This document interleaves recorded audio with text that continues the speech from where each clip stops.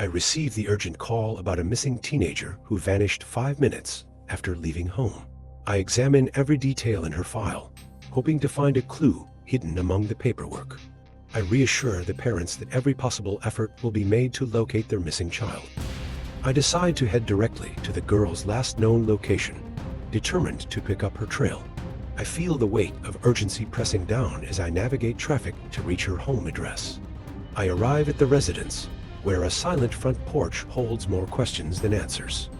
I notice footprints too small for adult shoes, hinting she left in a hurry and alone. I spot a bicycle left on its side, possibly abandoned in haste during her abrupt departure. I find an opened mail and a single flyer, suggesting no planned trip or arrangement was made. I search for security cameras or witnesses, hoping to track her final moments in this neighborhood.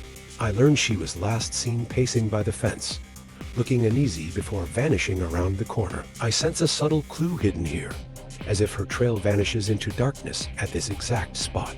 I trace possible routes she could have taken, searching for a pattern to her sudden disappearance. I discover a strange incoming call on her mobile just minutes before she left the house.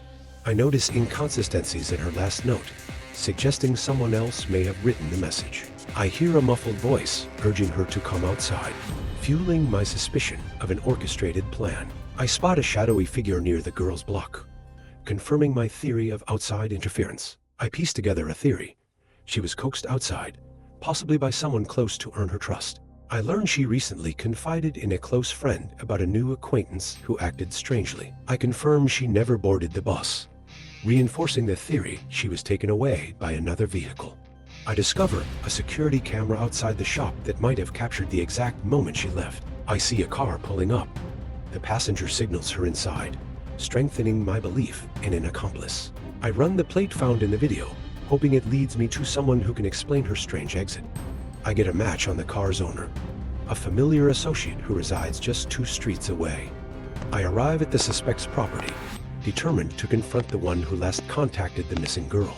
I recognize a distant family friend who denies knowledge, yet his shifting gaze reveals anxiety. I uncover a cryptic note referencing a meeting spot, implying his role in her disappearance. I confront him with the note. He confesses she left willingly, troubled by unresolved family issues. I call her parents, revealing she chose to slip away rather than confront deep family tension. I reunite her with relieved parents, reminding them that dialogue could have averted this crisis.